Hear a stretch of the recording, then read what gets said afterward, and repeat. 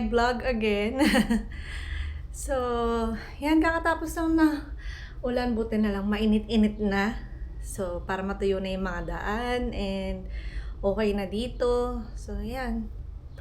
Tayo naman ay maglinis, mag-rearrange ng bahay, and di ka na, wala kasi magawa eh. Diyan muna kayo.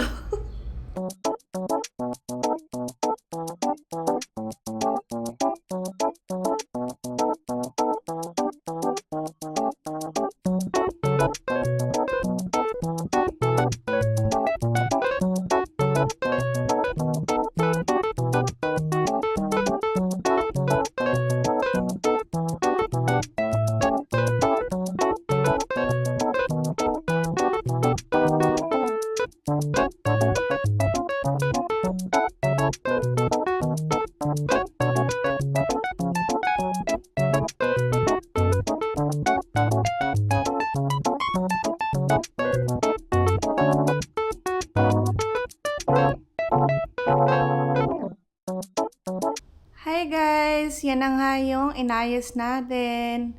Magmamap pa ako ha, baka sabihin nyo hindi ako nagmap.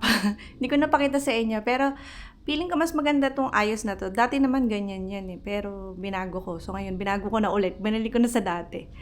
Tapos yan, nanood pa rin tayo ng news, kung ano nangyayari dito.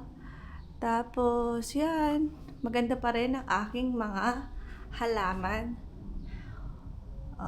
Diba? Plantita na tayo. Although hindi ko pa nalinis yung yung glass door, yung glass sliding door, pero dahan-dahan lang, marami pang araw. Wala naman tayong pasok. So, yun. Maglilinis pa tayo. Mamaya na lang ulit. Diyan muna kayo. Hi guys, yan, tapos na nga tayo maglinis ng bahay. So, magpalinis muna tayo ng kotse after the rain, diba? Hi guys, yan, mabilis ang paglinis lang ng kotse natin ngayong araw na to kasi sobrang haba ng pila. So, yan, dito na tayo sa salon, baba na tayo.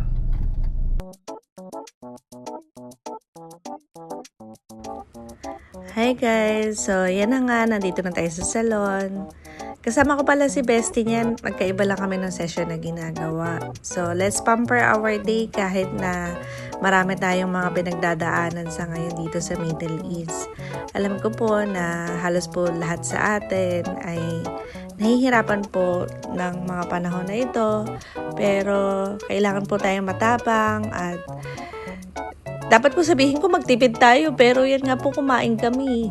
Pero si Bestie ko naman po nagbayad niyan.